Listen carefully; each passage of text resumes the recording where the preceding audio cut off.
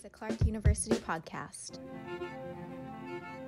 The lesson that remains really persistent is never underestimate farmers, or for that matter, underestimate vulnerable populations.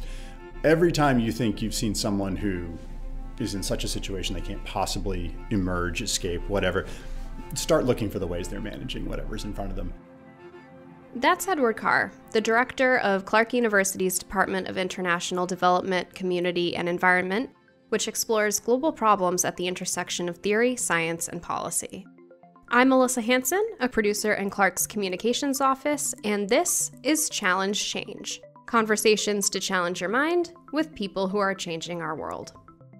I was really interested in studying why one village I was working in had been abandoned and another village 500 meters away had not, and they were on the same road. Like, why would one place go away and the other place continue to exist?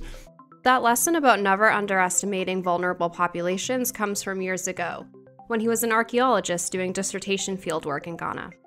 In 1998, my second summer there was a drought. The monsoon basically failed. And I was living amongst a group of people whose food supply and basically their economy lived on rain-fed agriculture. So if it doesn't rain, nothing grows. So you would think this is the biggest catastrophe that could happen to these folks. You would have thought this would have been pretty horrendous. Turns out, as I quickly learned, they had designed their entire agricultural system for this exact possibility. So where they planted had been set up so if there's a really dry year, they'd have some of their fields in a place where water accumulated, even if it meant losing all their other fields. And I remember thinking, oh, I gotta understand how that happened, because that's not the narrative we have. We have this narrative of poorer people, vulnerable people, oh, we have to go help them. And I just watched these people manage it way better than we probably would have. And I thought, geez, that's what I gotta start figuring out. And so my work started to pivot toward really understanding what people were doing now and how they had come to do that. And this is the late 90s, early 2000s. Almost nobody is talking about climate change adaptation yet.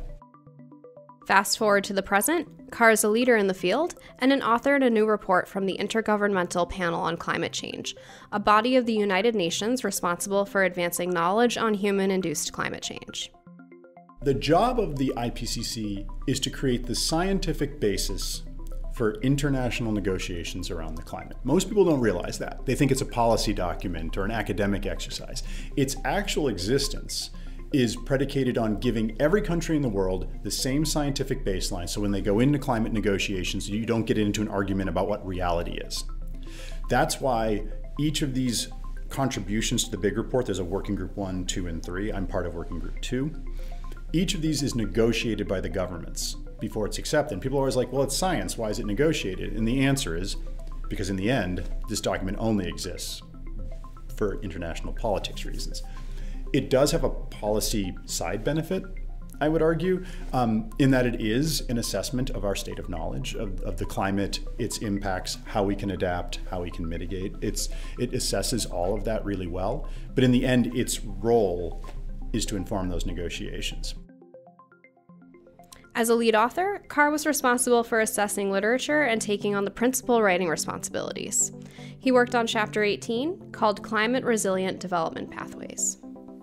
What we're laying out in the simplest terms, I guess, in this chapter is if we want to deal with climate change and we want to achieve things like the Sustainable Development Goals, if we want to actually make the world a better place to live in for everybody, we don't have that many pathways to get there.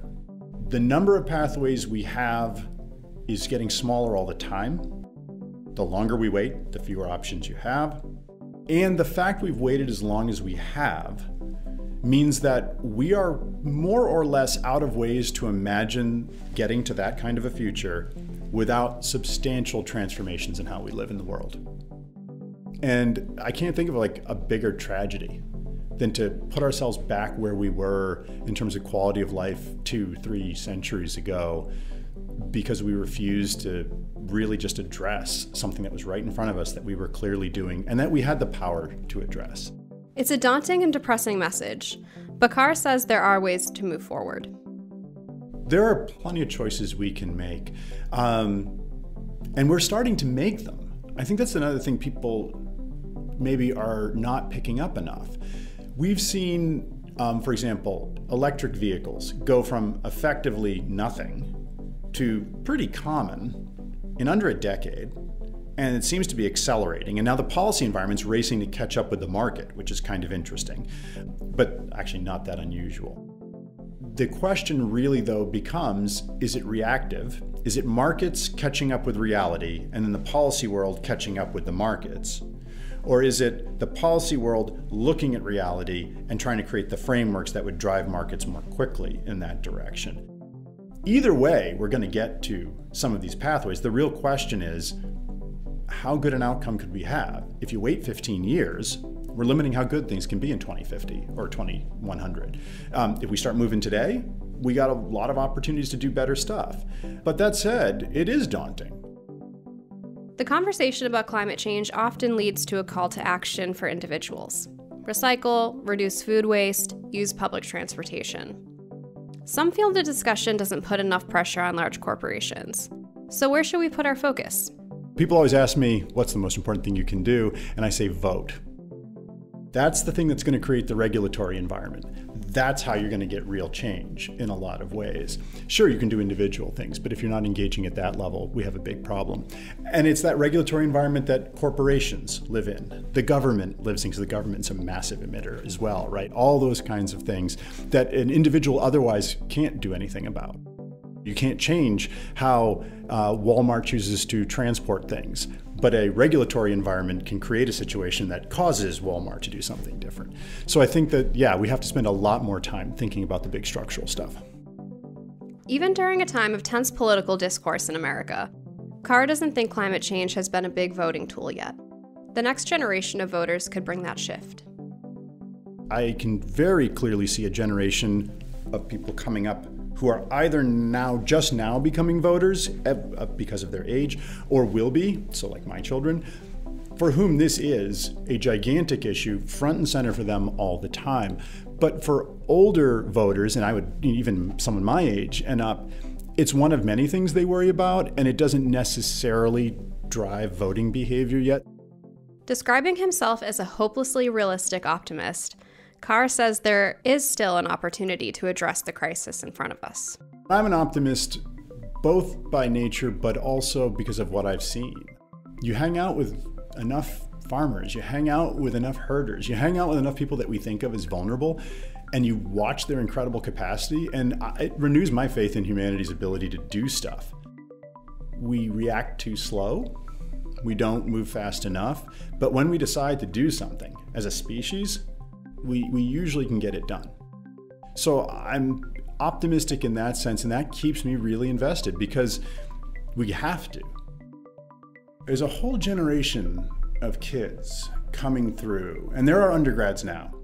They know that this is a really huge problem, and they don't need to be convinced, and they don't need to have the costs explained, and they don't have time for our excuses.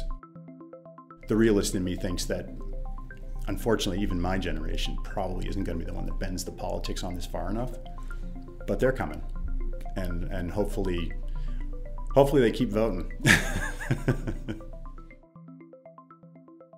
To learn more about Clark's Department of International Development, Community and Environment, visit clarku.edu/IDCE. To learn more about the IPCC report, visit ipcc.ch.